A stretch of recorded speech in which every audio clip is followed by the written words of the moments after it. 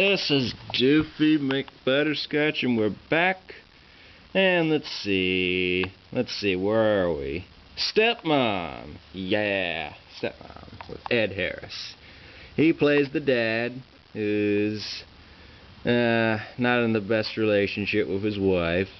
And he has a stepmom for his kids, and he has an ex-wife who is the actual mother of the kids. And it's got Susan Sarandon as the ex-wife, and as the stepmom it has Julia Roberts. So it's a little fun and quirky adventure of how Julia and let's see, what was that bitch's name again? I just said it and now I forgot. Susan Sarandon.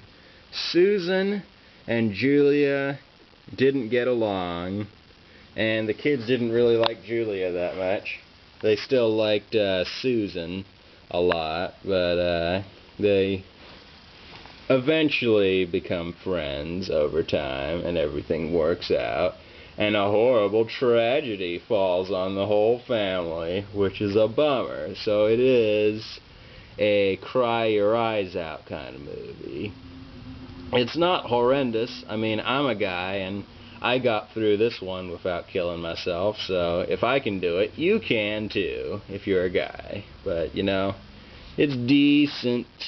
Enemy at the gates. Well, if you're looking for a movie about gates, move on to the next list, because there is not a whole hell of a lot of gates in this movie. However, there are enemies. And Ed Harris is public enemy numero uno. And Jude Law is a hero. He is a Russian hero with a sniper rifle, and he can shoot the crap out of all of the Nazis. And he kills so many of the Nazis that they have to send in old Ed Harris to come in and kill Jude Law.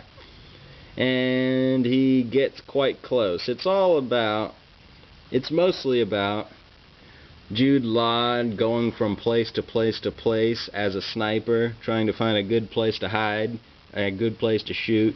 There's a lot of that, and there's not as much talking and stuff, but you know, it's actually decent. I mean, there's not a lot of movies that focus on snipers, and I think it was very well done. I mean, I've watched a shit ton of Nazi-related movies. A shit ton. There's way too many Nazi movies that I care to recollect.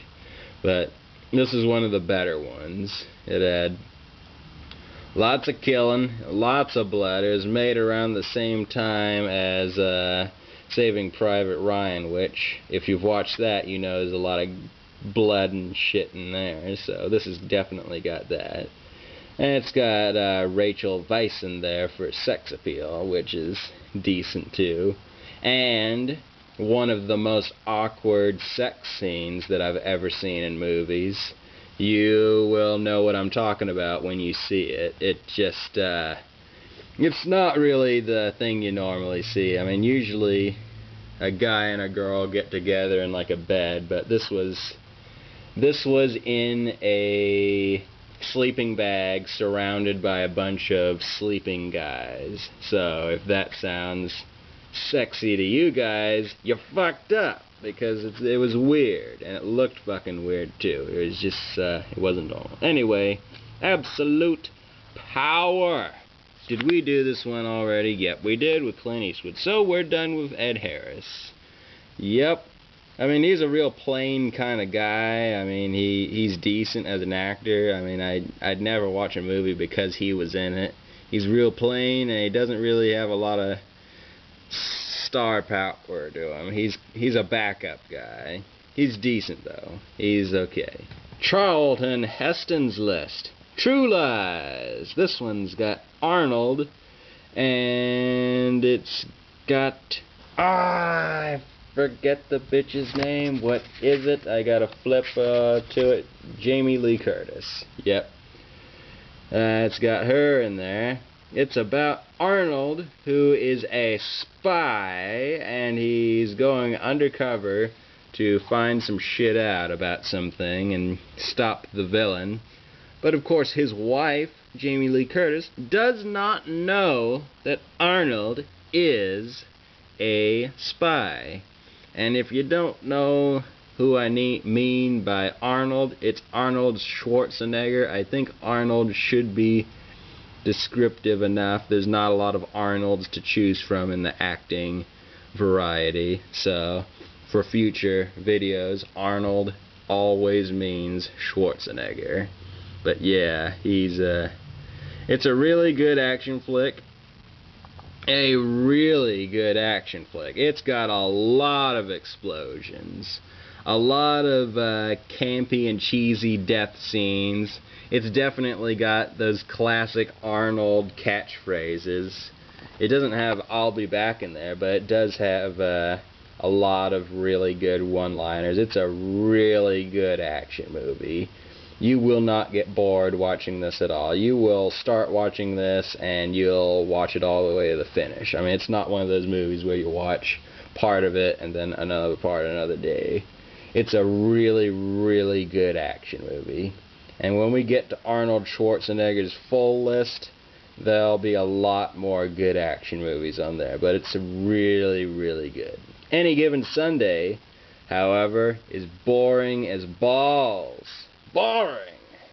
Yeah, Charlton Heston stars in both the above and Any Given Sunday for a snippet bit, so if you blink and go get some popcorn, you'll probably miss his entire role in the movie.